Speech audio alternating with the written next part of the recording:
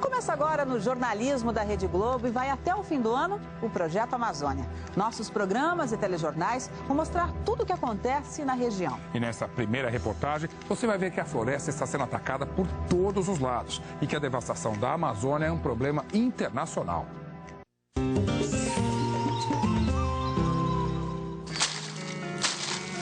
Frutas morro acima, morro abaixo, árvores no chão, queimadas. Tanta derrubada só para produzir laranjas, pinhas, o nosso abacaxi.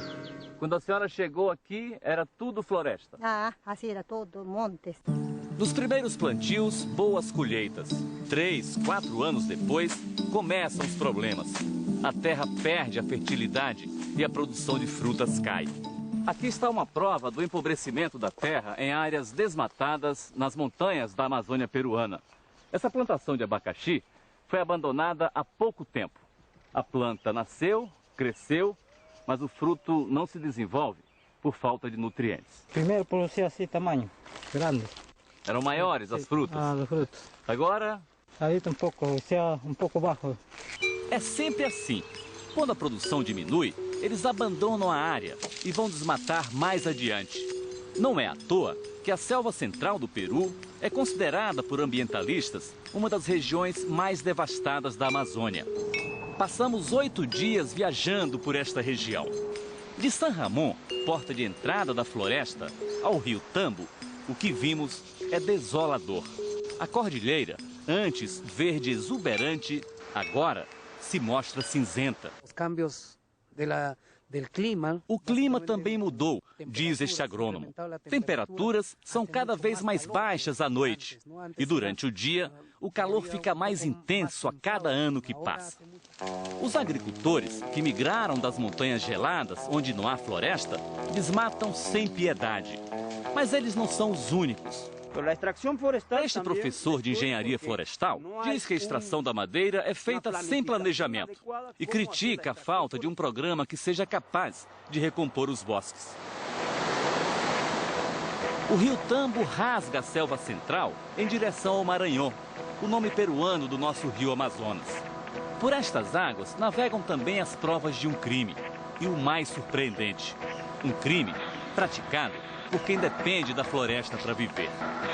Estamos em território dos índios Axanicas, uma das etnias mais tradicionais da Amazônia. Só nas duas margens do rio Tambo são 108 comunidades indígenas da tribo Axanica. E em todas elas, a extração de madeira é a principal atividade econômica.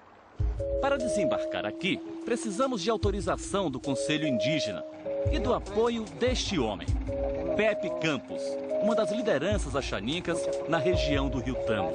Na chegada, vimos um carregamento de madeira serrada.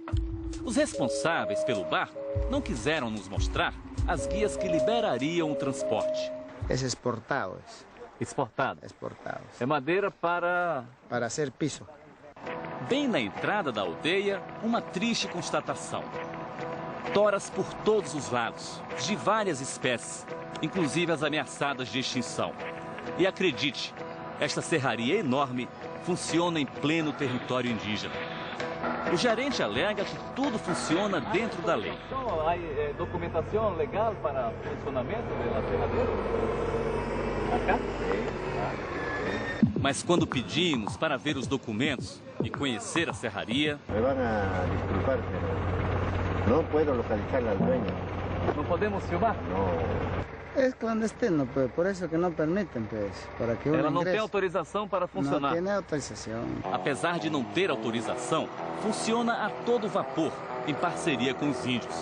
Na verdade, eles arrendaram a floresta aos madeireiros.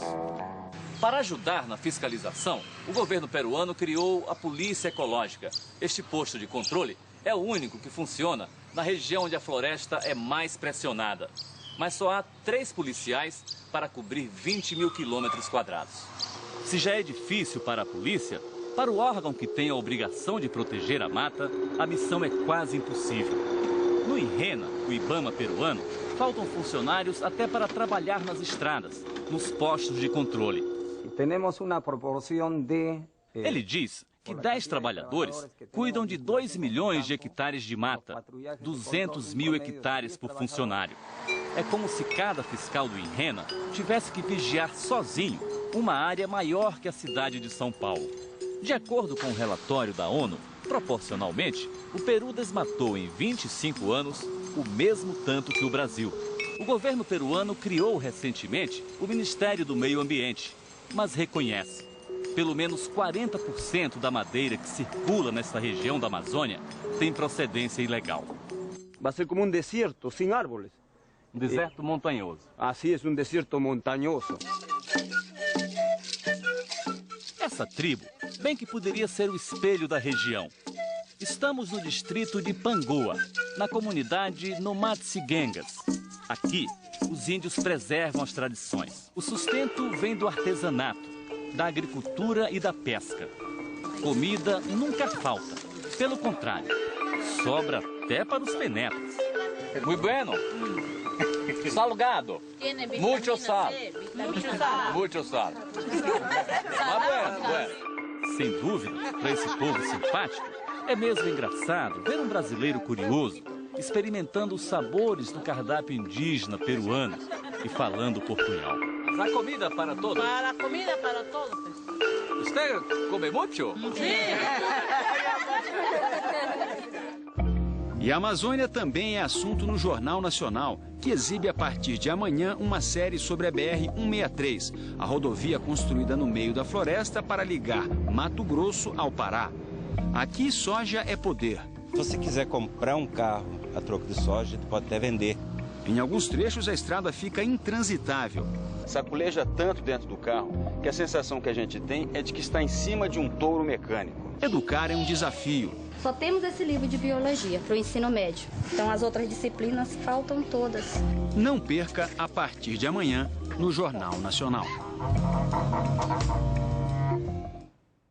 E no portal globoamazônia.com você encontra todas as informações sobre a região, além de um mapa interativo que mostra em tempo real as queimadas e o desmatamento na floresta. Aí está um pouco baixo.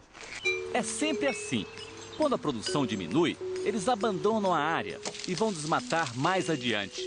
Não é à toa que a selva central do Peru é considerada por ambientalistas uma das regiões mais devastadas da Amazônia. Passamos 8 dias viajando por esta região. De San Ramon, porta de entrada da floresta, ao rio Tambo, o que vimos é desolador. A cordilheira, antes verde exuberante, agora se mostra cinzenta. Os cambios O clima também mudou, diz este agrônomo. Temperaturas são cada vez mais baixas à noite.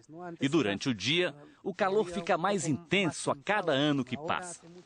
Os agricultores, que migraram das montanhas geladas, onde não há floresta, desmatam sem piedade. Mas eles não são os únicos. Este professor de engenharia florestal diz que a extração da madeira é feita sem planejamento e critica a falta de um programa que seja capaz de recompor os bosques. O rio Tambo rasga a selva central em direção ao Maranhão, o nome peruano do nosso rio Amazonas. Por estas águas navegam também as provas de um crime. E o mais surpreendente, um crime praticado por quem depende da floresta para viver. Estamos em território dos índios Axanicas, uma das etnias mais tradicionais da Amazônia. Só nas duas margens do rio Tambo são 108 comunidades indígenas da tribo Axanica. E em todas elas, a extração de madeira é a principal atividade econômica. Para desembarcar aqui, precisamos de autorização do Conselho Indígena e do apoio deste homem, Pepe Campos, uma das lideranças axanicas na região do rio Tambo. Na chegada, vimos um carregamento de madeira serrada. Os responsáveis pelo barco não quiseram nos mostrar as guias que liberariam o transporte. É exportado. Exportado? Exportado. É madeira para... Para ser piso. Bem na entrada da aldeia, uma triste constatação. Toras por todos os lados, de várias espécies, inclusive as ameaçadas de extinção. E acredite, esta serraria enorme funciona em pleno território indígena. O gerente alega que tudo funciona dentro da lei. Então, há documentação legal para o funcionamento da serradeira? Acá? Mas quando pedimos para ver os documentos e conhecer a serraria... Me van a disculpar, pero no puedo localizar al dueño. Não podemos filmar? No. Es clandestino, pues, por eso que no permiten, pues, para que uno Ela não ingrese. tem autorização para funcionar. No tiene autorización. Apesar de não ter autorização, funciona a todo vapor, em parceria com os índios. Na verdade, eles arrendaram a floresta aos madeireiros. Para ajudar na fiscalização, o governo peruano criou a Polícia Ecológica. Este posto de controle é o único que funciona na região onde a floresta é mais pressionada. Mas só há 3 policiais para cobrir 20 mil quilômetros quadrados. Se já é difícil para a polícia, para o órgão que tem a obrigação de proteger a mata, a missão é quase impossível. No INRENA, o IBAMA peruano, faltam funcionários até para trabalhar nas estradas, nos postos de controle. Temos uma proporção de... Ele diz que 10 trabalhadores cuidam de 2 milhões de hectares de mata, 200 mil hectares por funcionário. É como se cada fiscal do INRENA tivesse que vigiar sozinho uma área maior que a cidade de São Paulo. De acordo com o relatório da ONU, proporcionalmente, o Peru desmatou em 25 anos o mesmo tanto que o Brasil. O governo peruano criou recentemente o Ministério do Meio Ambiente, mas reconhece: pelo menos 40% da madeira que circula nesta região da Amazônia tem procedência ilegal. Vai ser como deserto, sem árvores. Deserto montanhoso. Assim é, deserto montanhoso. Essa tribo bem que poderia ser o espelho da região. Estamos no distrito de Pangoa, na comunidade Nomatsigengas. Aqui, os índios preservam as tradições. O sustento vem do artesanato, da agricultura e da pesca. Comida nunca falta. Pelo contrário, sobra até para os penetras. Muito bueno. Salgado. Mucho sal. Mucho sal. Mas bueno. Sem dúvida, para esse povo simpático. Começa agora no jornalismo da Rede Globo e vai até o fim do ano o Projeto Amazônia. Nossos programas e telejornais vão mostrar tudo o que acontece na região. E nessa primeira reportagem, você vai ver que a floresta está sendo atacada por todos os lados e que a devastação da Amazônia é um problema internacional.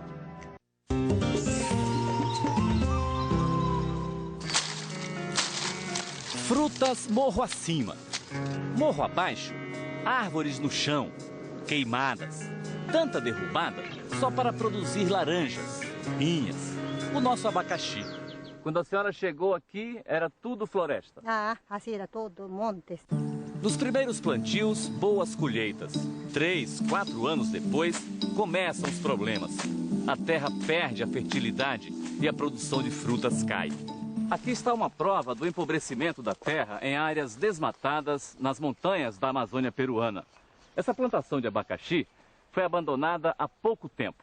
A planta nasceu, cresceu, mas o fruto não se desenvolve por falta de nutrientes. Primeiro produzia assim tamanho, grande. Eram maiores as frutas? Ah, as frutas. Agora